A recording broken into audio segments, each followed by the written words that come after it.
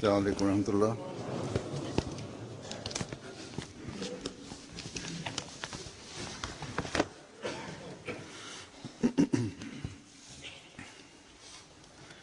أشهد أن لا إله إلا الله وحده لا شريك له وأشهد أن محمدًا عبده ورسوله أما بعد فأعوذ بالله من الشيطان الرجيم بسم الله الرحمن الرحيم الحمد لله رب العالمين الرحمن الرحيم مالك يوم الدين إياك نعبد وإياك نستعين اهدنا الصراط المستقيم صراط الذين أنعمت عليهم غير المغضوب عليهم ولا الضالين.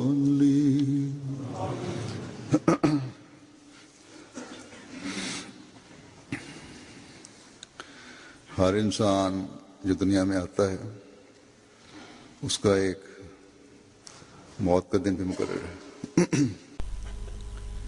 हर इंसान जो दुनिया में आता है उसका एक Ieder mens die wordt geboren, zijn dag van overlijden is al vastgesteld.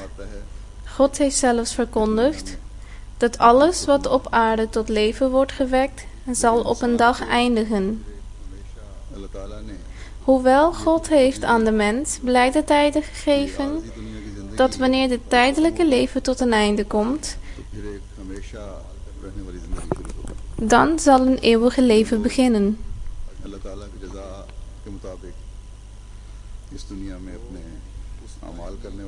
Mensen die plezier van God willen winnen en ook daarin overeenstemmig gedragen in vorm van hun daden, hiernaast ook aan God de prioriteit geven boven alles, zij zullen in de eeuwige leven hiernamaals goddelijke zegeningen erven.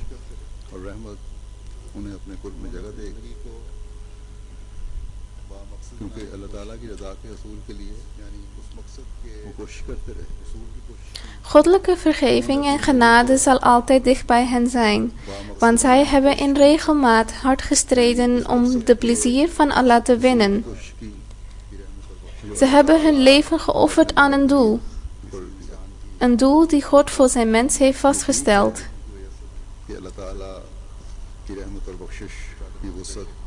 Het klopt inderdaad ook dat goddelijke vergeving en genade zo groot is, dat het zelfs kan dalen op iemand die een kleine goede daad heeft verricht.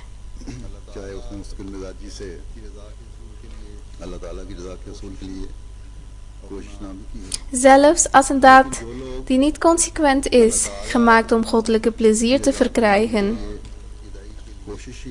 Maar mensen die zich wel inspannen om goddelijke plezier te winnen en dit als doel stellen.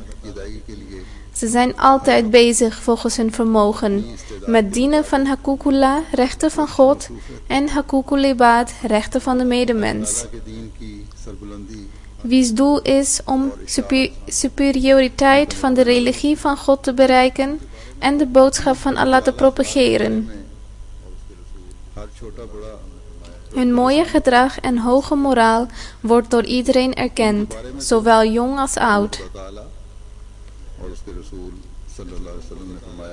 Over deze mensen heeft God zelf en zijn profeet Mohammed, vrede en zegeningen zijn met hem, gezegd: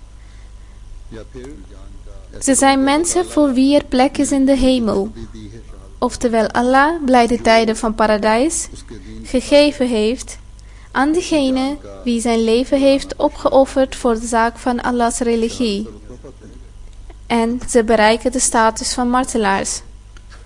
अल्लाह ताला फरमाता है बेशक के लोग इस दुनिया से तो चले गए, God vermeldt, गाने से hoewel deze mensen hun leven hebben opgeofferd en zijn van deze tijdelijke wereld verdwenen. ये मारे गए, लेकिन In ogen van de wereld zijn ze dood of vermoord. Maar in ogen van God hebben ze eeuwige leven bereikt. Daarom verklaar ze niet dood. Zij leven nog. ऐसे लोगों की इस दुनिया से रुखसती पीछे रहने वालों की जिंदगी के सामान करने वाली है। Het vertrek van deze mensen faciliteert leven van de achterblijvenden. रजा की खातिर जिंदगी गुजारते हैं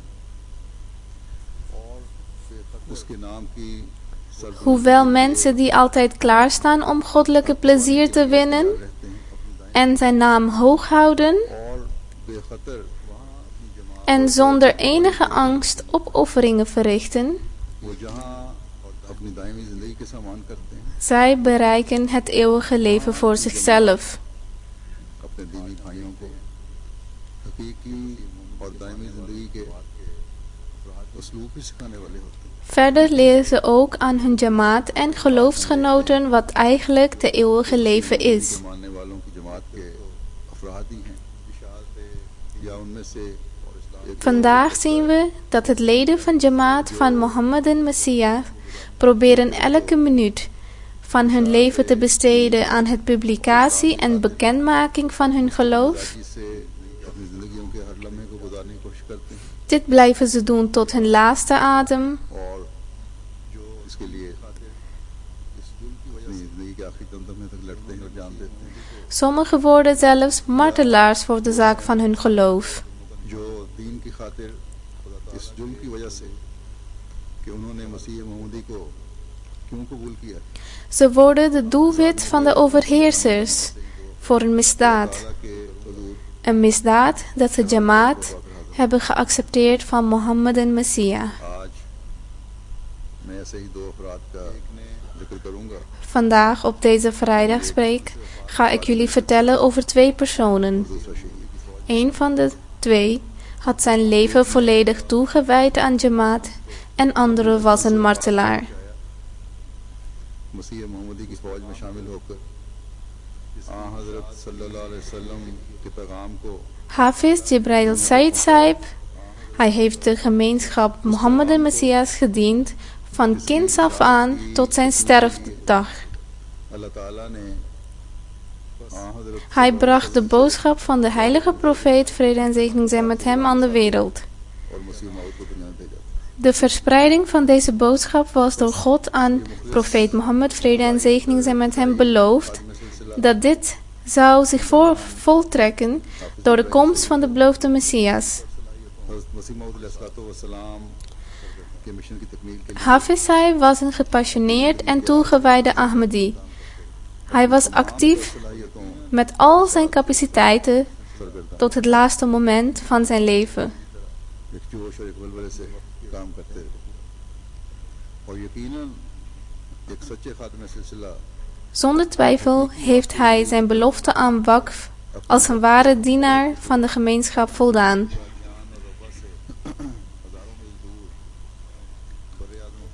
जो शख्स वो खात्मे सिलसिला जो कादियान और रब्बा से हज़ारों मील दूर बर्रे आज़म अफ्रीका के मुल्क घाना के एक छोटे से गांव में पैदा हुआ Hij was geboren op duizenden kilometers afstand van Rabwa en Qadian in een kleine dorpje in Ghana. लेकिन अल्लाह ताला ने Waarschijnlijk was hier niet eens अपने बाप basis-educatievoorzieningen. की वजह से अपने अजीम नबी सल्लल्लाहु अलैहि वसल्लम पर उतारी हुई कामिल और मुकम्मल किताब का हाफिज बना दिया Door Allahs genade en vaders goede intenties maakte van hem een Hafiz. हिफ्ज़ Quran Hafiz van de volmaakte geestelijke boek, de heilige Koran, die was geopenbaard aan de heilige profeet Mohammed, vrede en zegening zijn met hem. सफ में खड़ा करके कुरान करीम की अजीम तालीम को अपने हम कौमों Hij had niet alleen de heilige Koran uit het hoofd geleerd, maar hij had ook diepe kennis van het geloof en dus bracht hij de mooie leerstelling van de heilige Koran aan zijn landgenoten en ook aan velen buiten zijn land. खुलफाए वक्कर सुल्तान नसीर बनकर जमात अहमदिया घाना को Dus deze oprechte en loyale zoon van Ghana werd een uitmuntende helper van de gelifas van die tijd en verzamelde zo een grote eer voor Ghana. हाफिज जिब्राइल सईद साहब की गुज़श्ता दिनों में घाना में वफात हुई है Hafiz Jibrail Sahib is een paar dagen geleden overleden in Ghana. Inna lillahi wa inna ilayhi raji'un. Ik zal wat meer over zijn leven toelichten. घाना में वलय सिलसिला भी थे और नायब अमीर सालिस भी थे Hafiz Jibrail Sahib was een missionaris en naib Amir Salis van Ghana. को जुम्मतुल मुबारक के दिन Hij overleed op 9 november 2012 op gezegende dag als vrijdag की लालत के बाद in het ziekenhuis in Accra. Na een maand lang ziek te hebben gelegen.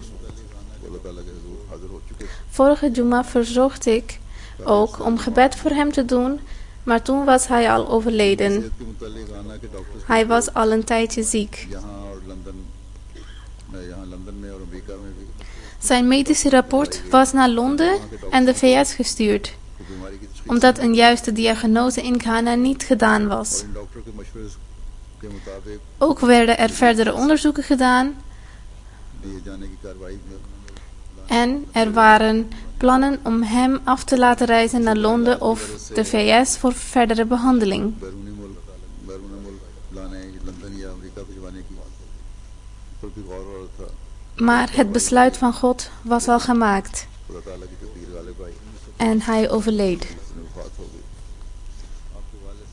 गरम हाफिज साहब 2 फरवरी 1954 में पैदा हुए आपके वालिद साहब Hafiz Jibrail Sahib was geboren op 2 februari 1954 जिन्होंने वहीं मिशनरीज के जरिए से मुबल्लिग की ट्रेनिंग लेकर मैदान अमल में काम किया और बड़े कामयाब मुबल्लिग थे Zijn vader, Mosul Jibrail, Jibrail Saeed was een missionaris van Ghana. हिफ्ज़ कुरान करीम की गरज से Hij had zijn missionaristraining ook daar gehad. In praktijk was hij ook heel erg succesvol als missionaris geweest. आपको ये भी एजाज़ हासिल है कि एक मौके पर खलीफत मसीह सालिस ने In 1970 ging Hafiz Sahib naar Rabwa voor het memoreren van de heilige Koran en om Hafiz Koran te worden. Dat deed hij in school, oftewel Madrasatul Hifz. Met de zegening van de Allah was hij de eerste Hafiz Koran van Ghana. Hij had de eer om met Khalifatul Masih de derde wedstrijdje te doen, waarin één het hand bij pols vasthoudt en andere probeert los te krijgen. Punjab university से Nadat hij teruggekeerd was naar Ghana, na het behalen van zijn hifz, ging hij snel weer terug naar Rabwa. Daar ontving Hafiz Sahib zijn Shahid-diploma van Jamia Rabwa. Ook deed hij examen van de Arabische taal aan de Universiteit van Punjab.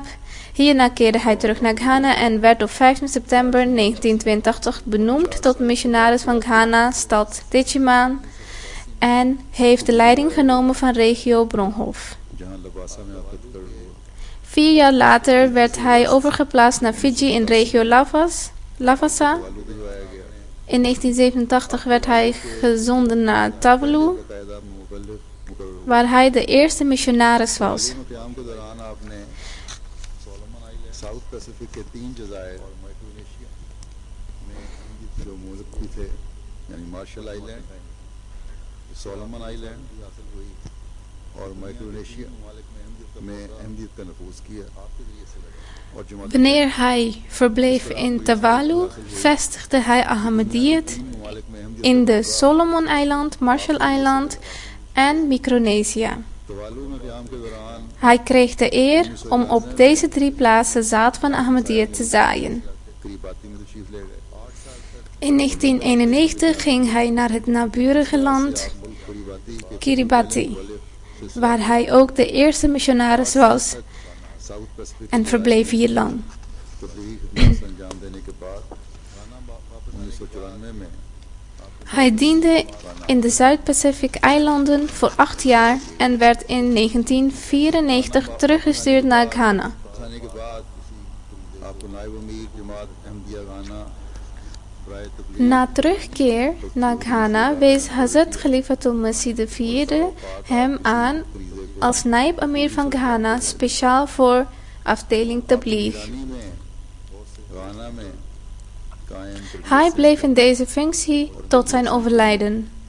आइमा कराम Onder zijn supervisie werden er verschillende religieuze cursussen gegeven गामी in de Tarbiyat en Tabligh afdeling. या इमाम इस जमात में शामिल होते थे Verder kon je hier ook ware spirituele kennis van islam en Ahmadiyya Jamaat standpunten leren. के अलावा Voor bekeerlingen en imams waren er ook ofris cursussen onder de toezicht van nog altijd Hafiz Sahib. सिखाने के लिए fresher courses होते थे कामयाबी बड़ी कामयाब की निगरानी भी हाफिज साहब किया करते थे इसके नतीजे में जमात को आपकी सरकर्दगी में बड़ी कामयाब तबलीगी मुहिमात हुई और इन जमातों में Hafiz Sahib's beste successen शुमार waren afkomstig van zijn tabligh-inspanningen. और नए सर्किट बनाए गए Veel nieuwe jamaats werden gerealiseerd en veel moskees werden gebouwd. ऐसी जगह हैं जो दूर दराज इलाके थे जहाँ एक दो दफ़ा बैतों के लिए राब्तों के बाद एक लंबा अरसा जमात का राब्ता नहीं रहा था मरकज़ In का sommige gevallen was de band niet goed onderhouden nadat de bijts gedaan waren. Vooral met afgelegen en ontoegankelijke gebieden. जमात से वरगलाने वाले थे Het gevolg was dat de invloed van niet-Ahmadis religieuze leiders ervoor zorgden dat deze nieuwe bekeerlingen verwijderd werden van de jamaat. जोर दिया हाफिज साहब पर कि हम दोबारा करीब लेकर आए उनको राब्ते करें और मजबूत करें जमात से ताल्लुक़ Wanneer ik benadrukte dat deze mensen teruggebracht moesten worden en weer sterke relatie moesten krijgen met jamaat, gaf Hafiz Sahib hier zijn volle aandacht aan. Met als resultaat dat er honderden duizenden terug werden gebracht onder het nizam, dus systeem van jamaat. ईमान और इरकान में मजबूत होते चले जा रहे हैं Met de zegeningen van God, zij hebben nu sterke banden met deze Ahmadiyya Jamaat. Pacific में आबाद लोगों की तरफ से उन लोगों के तबलीग के लिए जिसका नाम अहमदियत के मुतालिक किए जाने वाले मखसूस सवालात जो इतराज़ात होते हैं उनको मद्देनज़र रखते हुए एक किताब भी लिखी थी उन लोगों के तबलीग के लिए जिसका नाम था Islam in the islands removing the impediments. In het licht van de bezwaren die de mensen van de South Pacific hadden over Ahmadiyya Jamaat, heeft Hafiz Sahib een boek geschreven, getiteld Islam in de eilanden, wegnemen van de belemmeringen.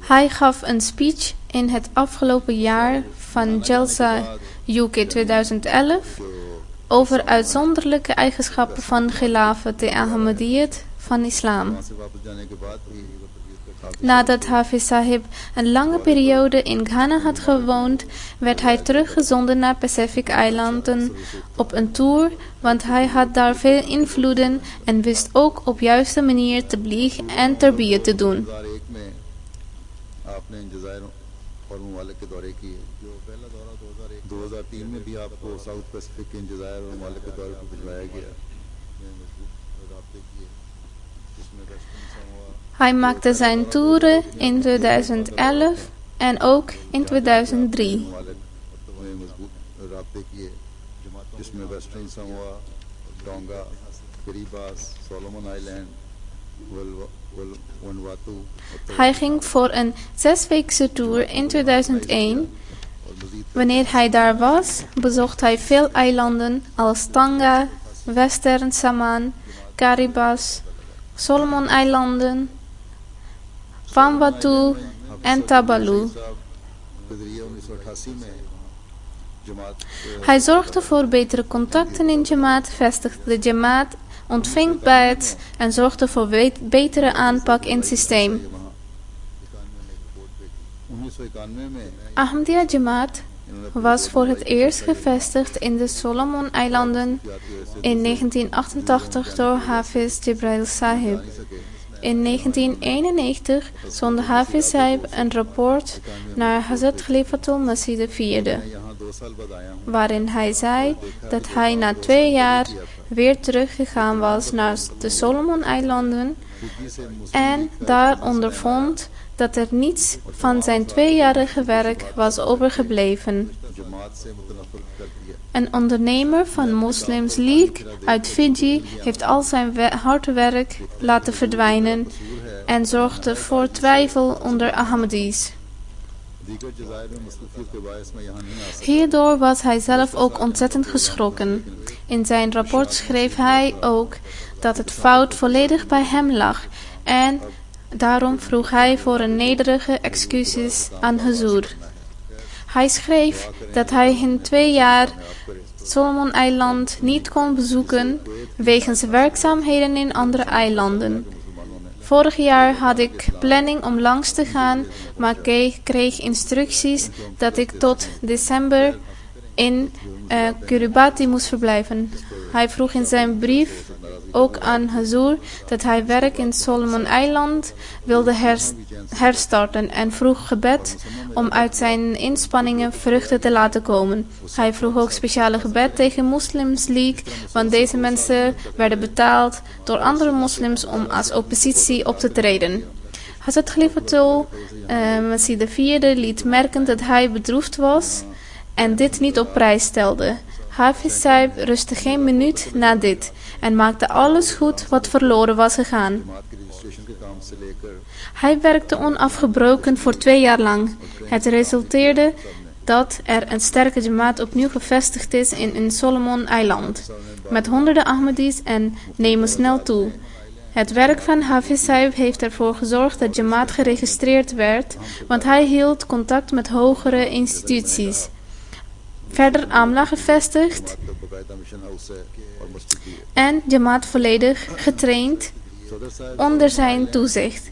Tijdens zijn tour heeft hij een grote rol gespeeld om Jamaat te versterken. Ahmadiyya Jamaat heeft daar nu een moskee en een missiehuis. Huzur heeft tijdens zijn reis in Australië in 2005 de Sadr Sahib van de Solomon-eilanden, Mubashir Martin Russell Sahib, ontmoet. Hij zei dat hij Ahmadi is geworden dankzij Hafiz Sahib in 1994. En ook vertelde hij dat voor de oprichting van de Jamaat er geen moslims waren op het eiland. En islam kwam voor het eerst in deze land dankzij Ahmadiyya Jamaat. Hafiz Sahib schreef in een rapport dat hij op reis was door de eilanden. Op 9 september 2001 arriveerde hij in Fiji en op 10 september vertrok ik naar Marshall-eilanden en onderweg verbleef ik ergens 2 dagen. En op 11 september was ik nog aan het reizen wanneer de aanslag plaatsvond op het World Trade Center. Hafiz Sahib was erg bezorgd omdat de Marshall-eilanden, waar hij naartoe zou gaan, een enorme VS-vliegbasis heeft en de verdediging van de eilanden in de handen was van de Amerikanen. Hij herinnerde de moeilijkheden die hij 10 jaar daarvoor had moeten ondergaan tijdens de Golfoorlog. Hij deed veel gebed en beraadslaagde veel over de vraag of dat hij moest blijven of terug moest gaan. Mensen adviseerden hem om naar huis te gaan omdat de situatie gevaarlijker werd. Maar Hafiz Sahib deed gebed dat hij dat hij daar gegaan was vanwege de instructies van Khalifa van de tijd. En hij wenste niet terug te gaan zonder dat zijn doel daar was bereikt. Na het gebed voelde hij de overtuiging dat hij verder moest gaan met zijn taak, dus ging hij naar Marshall-eilanden. Bij zijn aankomst op het vliegveld kwam hij te weten dat een Pakistan vastgehouden werd alleen omdat hij een moslim was. Wanneer de immigratieofficier het paspoort van Hafiz Saib zag, vroeg hij hem wat zijn werk was. Hafiz Saib antwoordde dat hij een missionaris is. Hij vroeg wat zijn religie was. Hafiz Saib antwoordde dat hij een Ahmadi-moslim is. De vraag werd herhaald en Hafiz Saib herhaalde dat hij een Ahmadi-moslim is. Met de zegening van God gaf de officier van immigratie visum voor een maand.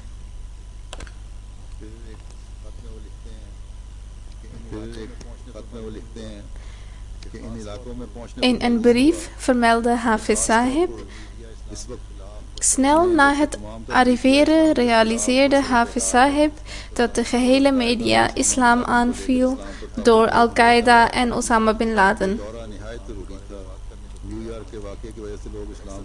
Amerikanen wilden niks horen en waren zelfs bang om in contact te komen met moslims.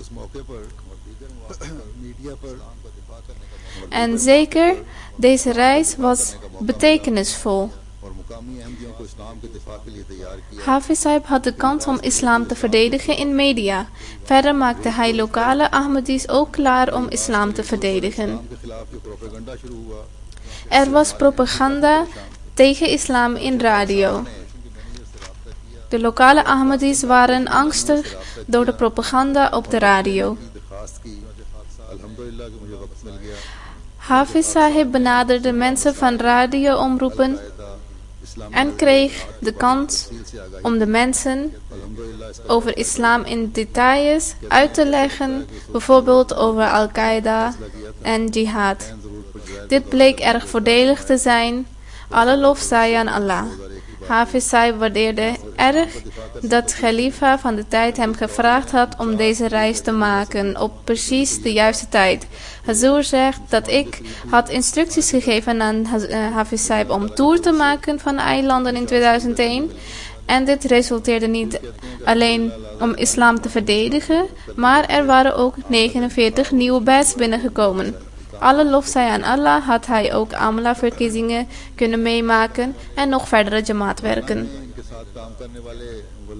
Lof betuigenen zij zijn er door missionarissen en Dailillah gegeven aan Hafiz Saib. Er wordt gezegd dat Hafiz Saib een obsessie had voor tabligh-werk en werkte dag en nacht hiervoor. Hij ging met een team van mensen om tabligh te doen en hield daarbij iedereen in de gaten. Hij was een extreem geduldige en tolerante persoon die met veel liefde uitleg gaf wanneer er fout werd gemaakt. Hij was altijd op de hoogte van zijn familie, vrienden en jamaatbroeders. Als er een bepaald probleem optreden, hielp hij ze graag.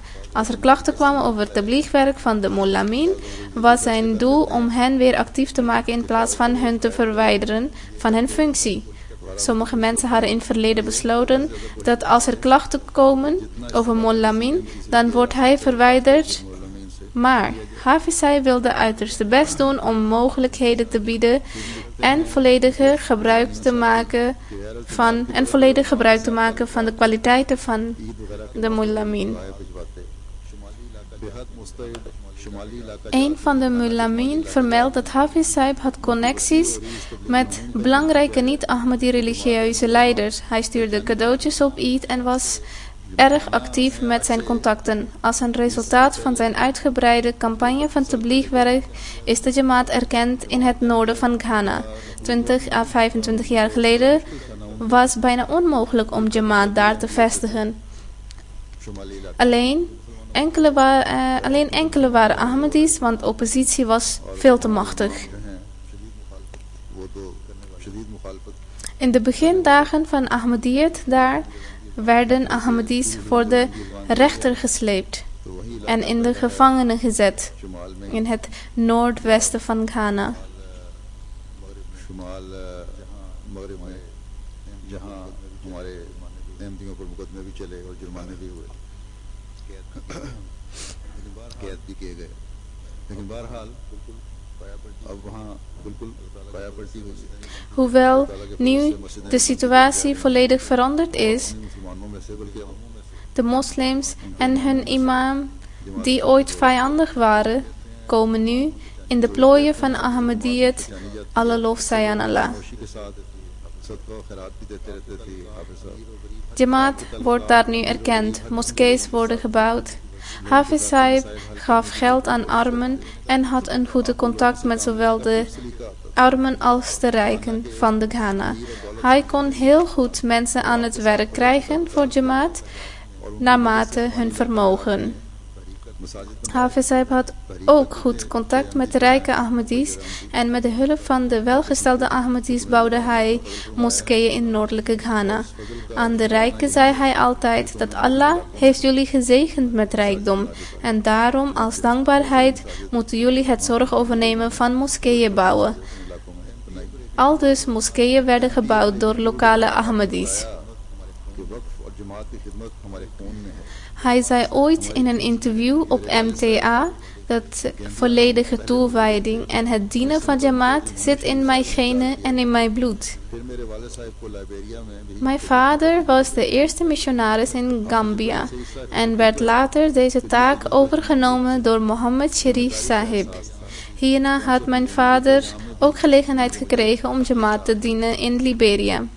Groot was Hafiz Sahib's overweldigende gevoel van dienstbaarheid, want wat hij in zijn laatste brief aan mij schreef, die geschreven was vanuit het ziekenhuis in ICU, waarin vaak mensen niet meer bewust zijn, schreef hij dat hij veel pijn leed en bedroefd was omdat hij nu geen kracht had voor het vele werk wat nog moet gebeuren voor Jamaat. Zijn zorg tot het laatste moment फिक्र थी van zijn leven was over het verspreiden van de ware boodschap van islam. कोने कोने में पहुंच जाए और तमाम En dat hij zo snel mogelijk alle Ghanese onder vlag van Jamaat moest brengen. आपने अपने एक इंटरव्यू में पाकिस्तान जाने का वाक़या भी सुनाया, बहुत दिलचस्प है।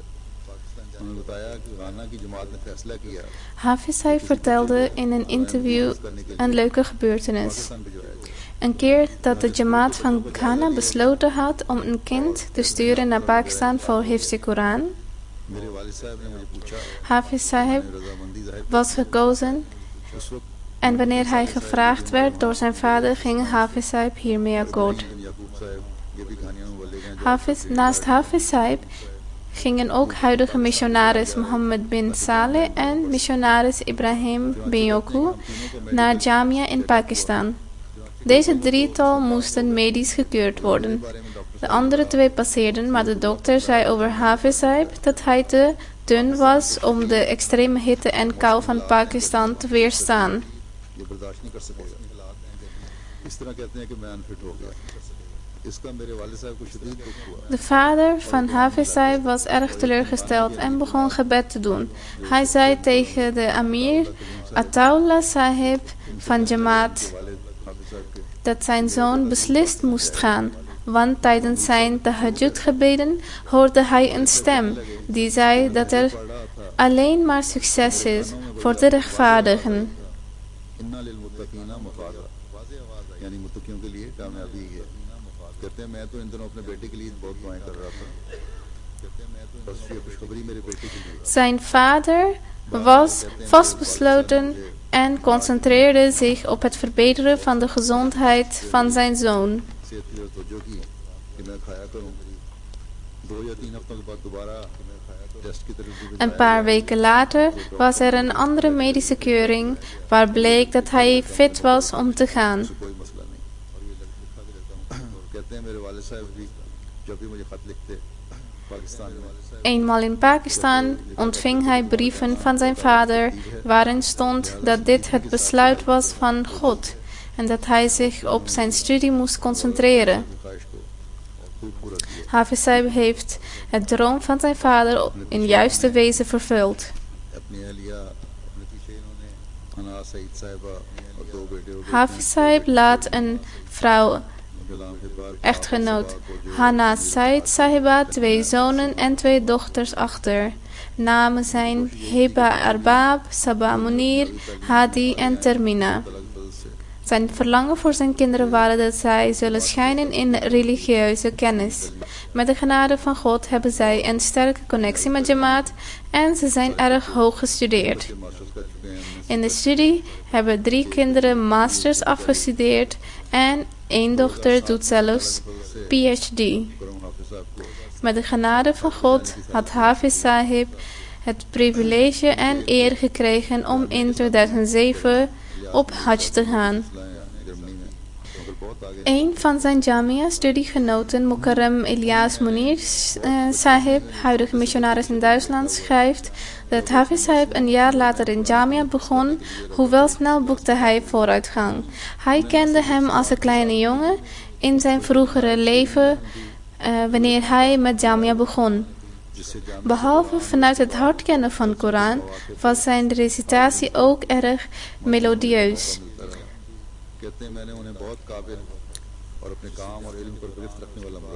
Hij was een erg capabel missionaris met volledige grip op zijn werk en zijn kennis.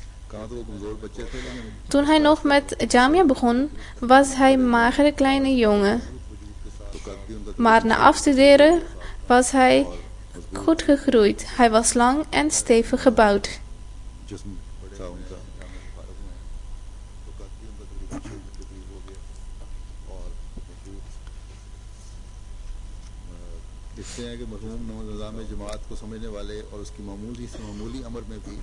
Hafiz Sahib begreep de nizam, dus het systeem van Jamaat, erg goed en volgde dit tot in de kleinste details. Verder was hij ontzettend geduldig en verdraagzaam. Een keertje werd door iemand iets in Urdu gezegd over Hafiz Sahib in zijn aanwezigheid, wat niet heel erg beleefd en geschikt was. Hij dacht dat Hafiz Sahib toch niet Urdu zou begrijpen, want hij is een Afrikaan, hoewel Hafiz Sahib begreep alles en toch bleef hij stil. Abdul Sami Khan Sahib, editor van Daily Al-Fazl krant, schreef dat ik en Hafiz Sahib waren van 1975 tot 1982 klasgenoten in Jamia. Hij werkte heel hard en was zeer verantwoordelijk en hield van het hele systeem van Jamaat. Hij respecteerde heel erg zijn leraren, hij leerde heel goed Urdu en hielp klasgenoten met Engels. Hij participeerde in Arabische toespraken en het schrijven van essays en waren altijd nuttige wedstrijden. Hij was altijd vrolijk in alle instanties. Altijd was er glimlach op zijn gezicht. Ik heb nooit een spoor van verdriet bij hem gezien, zowel in hier als in Ghana. Hafiz Sahib was een goede voetballer en nam actief deel aan Khudamul Ahmadiyya. Hield goed contact met zijn vrienden. In 2005 ging hij naar Qadian en nodigde al zijn vrienden uit op eten. Er is nog een rapport van Hafiz Jibril Sahib waarin staat dat in buurlanden op de grensgebieden van Tongo kreeg hij de gelegenheid om te prediken. Vaker kwam hij hier op bezoek. Hij nam deel aan prediken. Er was veel oppositie en vijandschap. Als resultaat van zijn hard werk werd in Tongo op 5 plaatsen gevestigd. Namelijk in Mompaga, Moplog, Mango, Bole, Lemokara was islam gevestigd. Op dezelfde manier ging hij vaker op tour naar Burkina Faso. Hier nam hij ook actief deel in Jamaat onder afdeling Tarbiyat en Tabligh. Fazlul Uman Tariq Sahib Amir Sahib van Fiji schrijft dat hij Hafiz Sahib voor de eerste keer ontmoette tijdens zijn reis naar Fiji in 2003. Ik had de gelegenheid gekregen om dichtbij Hafiz Sahib te wonen. En ik getuig zijn goede manieren in onze eerste ontmoeting. Ik was erg gecharmeerd om te zien hoe Hafiz Sahib de hele nacht wakker was en versen van de Heilige Koran reciteerde. Het was hem eigen om teblieg te doen aan alle leeftijden en verschillende temperamenten op gepaste wijze en bracht de boodschap van de islam in alledaagse conversatie. Zijn manier van praten was erg informeel. Lachend bracht hij ontzettend moeilijke boodschap makkelijk over. Een missionaris van Karipati, Ibrahim Akrabo Sahib schrijft dat wanneer Hafiz Sahib reisde door Tavula en Karipati voor de zaak van Jamaatwerk, liet hij zijn familie op zichzelf alleen en maakte daar zich geen zorgen over. Hij zei hierover altijd dat Khalifatul Masih heeft mij gestuurd om de boodschap van islam te verspreiden en dat hij zijn gebeden heeft. Hafiz Sahib hoopte dat hij aan alle verwachtingen van Hazur zou voldoen en liet geen kans voorbij gaan. Toen hij terugging naar Ghana, bleef hij contact houden met iedereen in het Pacific-eilanden, bleef bezorgd over deze landen in vorm van tabligh. Ik stuurde hem weer op reis naar de eilanden in 2010, waar hij alle opdrachten had volbracht. Verder bracht hij veel informatie terug en vestigde weer orde in het systeem van Jamaat. Missionaris van Karipati schrijft dat in de laatste dagen van Hafiz Sahib belde hij naar de vrouw van eerste Ahmadi die overleden was, dat zij altijd contact moet blijven houden met Ahmadiyya Jamaat. In het ziekenhuis maken mensen zorgen om hun gezondheid, maar hij nam contact op met iemand heel ver in een eiland. Hij adviseerde haar: onthoud dat Allah jullie hebben gezegend met islam. Jullie zijn de voorspoedigen, want islam kwam naar jullie huis en jullie hoeven het niet naar te zoeken en te reizen. Daarom, dit gunst is van Jamaat en verlaat Ahmadiyya Jamaat nooit.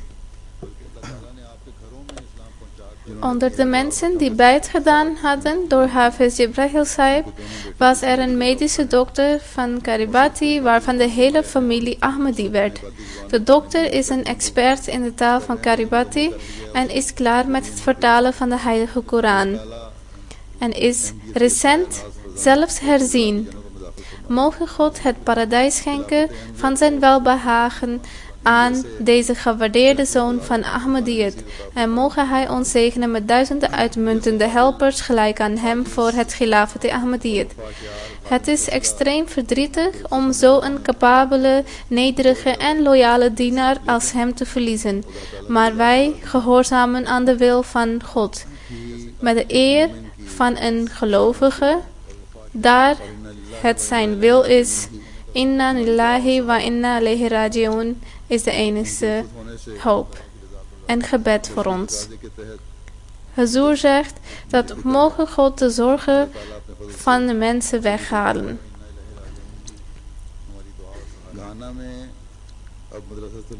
Een madrasa voor hifz van de Heilige Koran is nu gevestigd in Ghana en de Jamaat van Ghana heeft nu ook volwaardige jamia waar missionarissen van het niveau van Shahid worden opgeleid.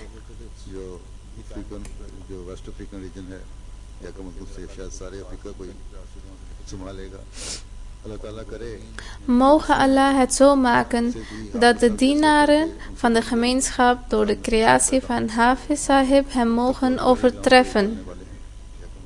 Amin. Zoals ik al eerder heb gezegd, ga ik vandaag over 2 mensen spreken die goddelijke plezier hebben gewonnen. Het andere heilige persoon over wie ik vandaag ga vertellen, heeft een paar dagen geleden in Quetta, Pakistan, status van martelaars gekregen. Hij behoort nu ook onder mensen over wie Allah heeft gezegd: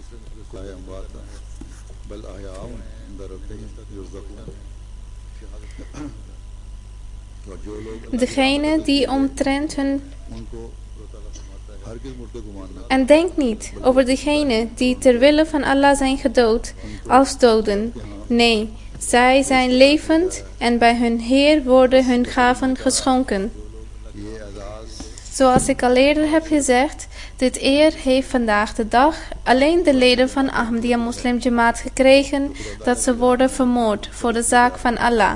जो अपने ईमानों की Ze moeten hun leven opofferen om hun geloof te beschermen. मैं पहले भी कई मरतबा Het is eerder al vaker vermeld dat het plannen en trucjes van vijanden om Ahmadis te vermoorden zal hun geloof niet verzwakken, noch zullen ze er afstand van nemen, inshallah. जिन्होंने कोयटे में एजाज हासिल किया है इनका नाम मुकर्रम मजनूर अहमद साहब Manzoor Ahmed Sahib, zoon van Nawab Khan Sahib, heeft status van martelaars gekregen in Settler Town, Quetta op 11 november 2012. आपके खानदान ने अहमदियत का नफूज Ahmadiyyat kwam in zijn familie door zijn vader Nawab Sahib's overgrootmoeder Bhagbari Sahiba, bekend als Bhago Sahiba. Ze leefde dichtbij Qadian in Langen. Ze legde direct bijt af op de hand van beloofde Messias en was dus zijn metgezel. क़याम पाकिस्तान के बाद ये खानदान ने Nadat Pakistan onafhankelijk werd, verhuisde deze familie naar Sahiwal. In 1965 verhuisden ze verder naar Quetta. Martelaar Manzoor Sahib was geboren in 1978 in Quetta. Nadat hij middelbare school had afgerond, begon hij met een hardwarewinkel. In korte termijn kreeg hij enorme succes in zijn onderneming. ये मरहूम 11 नवंबर 2012 की सुबह 11 november 2012 in de ochtend rond 8 uur liep hij van zijn huis in Settler Town naar zijn winkel op loopafstand. कि दो मोटरसाइकिल 2 mannen op een motorfiets arriveerden waar hij liep. मंजूर अहमद साहब की तरफ 1 man van deze 2 stapte af en haastte zich richting Manzoor Sahib en probeerde te schieten. Maar omdat hij zo dichtbij was, kwamen ze in gevecht. Nadat Manzoor Sahib zich had verdedigd, vluchtte hij snel naar zijn huis. Ze waren met z'n tweeën, dus Manzoor Sahib vond de veiligste manier om naar huis te vluchten. Maar tijdens vluchten stootte hij zijn knie tegen een pilaar bij de deur van zijn huis en viel op grond.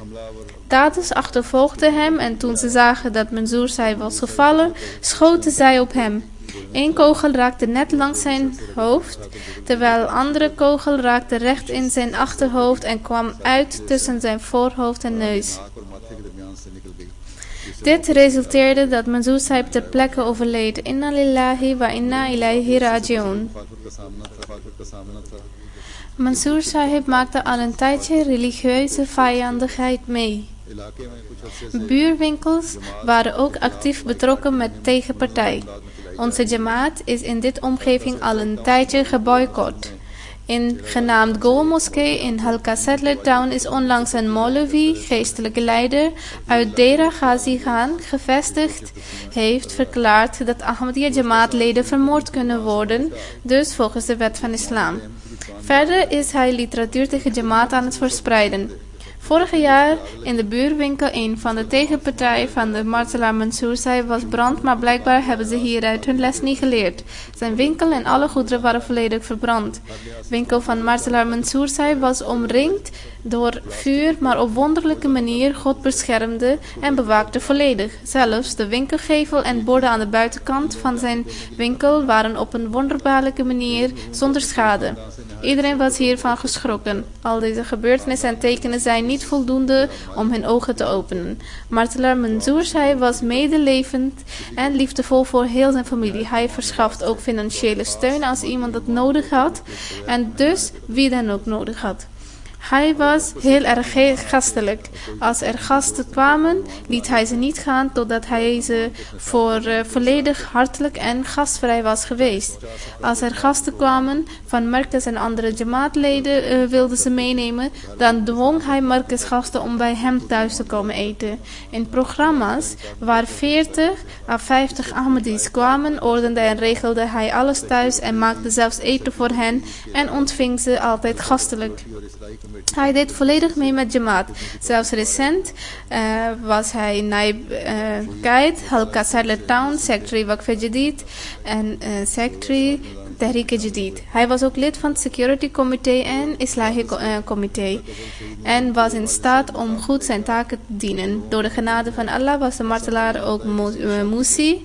In 2007 kwam hij in het systeem van Wasiyyat. Een week voordat Mansour Sahib werd gemarteld, heeft zijn vader gedroomd dat er een menigte van mensen is en het lijkt erop dat er trouwerij is en geeft zelf vaarwel aan zijn familie. Op dezelfde manier heeft zijn vrouw gedroomd dat zij met haar kinderen en haar schoonzus ergens naartoe reist. Een zwarte hond valt hen onderweg aan. Ik verstop achter mijn schoonzus en roep om te bidden, maar hond bijt in mijn aorta. Martelaar Mansour Sahib verlaat behalve zijn vader Nawab Khan Sahib ook zijn vrouw Shabna Mansour Sahiba, 2 dochters Aziza Nomana Mansour Sahiba, Wakfeno leeftijd 10 jaar oud en Aziza Faiza Mansour Sahiba, leeftijd 8 jaar oud en een zoon Tawhid Ahmed Wakfeno, leeftijd 6 jaar oud. Een broer Maqsood Sahib en 2 zusjes achtergelaten. Zijn moeder is overleden, maar zijn andere moeder leeft nog. Beide individuele mannen waar ik vandaag over heb gesproken, leid ik zometeen hun uitvaartgebed. Probeer speciaal gebed te doen voor Pakistan. Ahmadis martelaars proberen hun plechtige belofte en loyaliteit te vervullen in alle opzichten. Mogen Allah snel de tijdperk laat komen waarin Ahmadis met comfort kunnen wonen en ademen en met rust hun geloof kunnen belijden. Vanaf vandaag begint maand Muharram. In Muharram wordt veel geweld gebruikt voor Ahmadis en veel oppositie vindt plaats.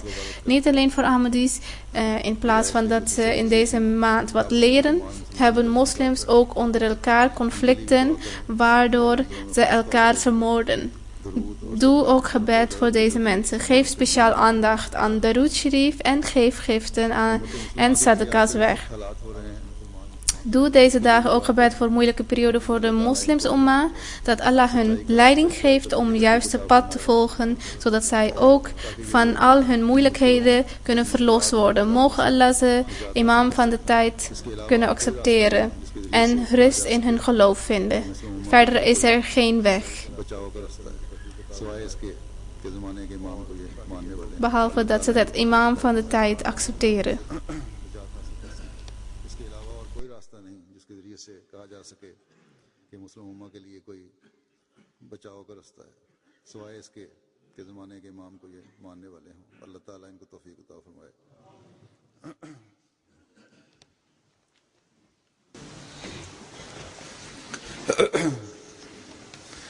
Alhamdulillah nahmaduhu wa nasta'inuhu wa nastaghfiruhu wa nu'minu bihi wa natawakkalu alayhi wa na'udhu billahi min shururi anfusina wa min sayyiati a'malina. من يهده الله فلا مضل له ومن يضلل فلا هادي له ونشهد أن لا إله إلا الله ونشهد أن محمدا عبده ورسوله. عباد الله رحمكم الله إن الله يأمر بالعدل والإحسان وإيتاء ذي القربى وينهى عن الفحشاء والمنكر والبغي يعظكم لعلكم تذكرون. اذكروا الله يذكركم وادعوه يستجب لكم ولذكر الله أكبر.